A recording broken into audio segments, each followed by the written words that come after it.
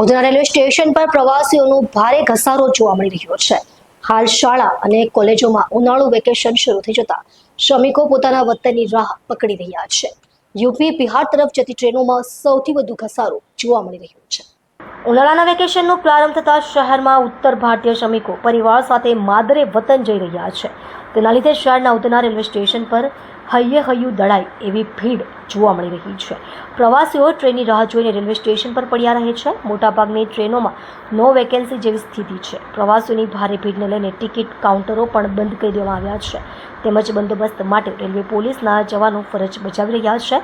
પ્રવાસીઓના ધસારાને પહોંચી વળવા માટે એક્સ્ટ્રા ટ્રેનો દોડાવવાની માંગ ઉઠી છે। સુરતના ઉધના રેલવે સ્ટેશન પર પ્રવાસીઓનો ભારે ઘસારો જોવા મળી રહ્યો છે। મોટાભાગની શાળા કોલેજોમાં ઉનાળુ વેકેશન શરૂ થઈ જતા શ્રમિકો પોતાના વતન જઈ રહ્યા છે। યુપી બિહાર તરફ જતી ટ્રેનોમાં સૌથી વધુ ઘસારો જોવા મળી રહ્યો છે। ઉધના રેલવે સ્ટેશન પર હજારોની સંખ્યામાં ટિકિટ મેળવવા 4 કલાક સુધી લોકોને લાઇનમાં ઊભા રહેવાની નોબત પડી રહી છે। લાંબી કતારોમાં ઊભા રહેવા બાદ પણ પ્રવાસીઓને ટિકિટ મળતી નથી। રેલવે સ્ટેશન પર ભારે ભીડ ઉમટી પડતા ટિકિટ કાઉન્ટરો બંધ કરવામાં આવ્યા છે। મહિલા, યુવક સહિત બાળકો રેલવે બોગીમાં સીટ મેળવવા દોડાદોડી કરતા જોવા મળી રહ્યા છે।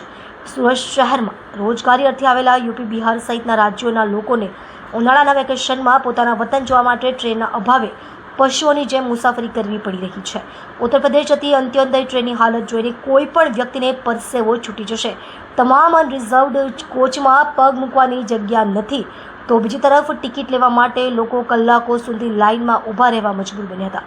જ્યારે પ્રવાસીઓને 1.5 કિલોમીટરથી પણ લાંબી લાઇન કાપીને ટિકિટ કાઉન્ટર સુધી પહોંચે છે તો તેમને સાંભળવા મળે છે કે કાઉન્ટર બંધ થઈ ગયું છે।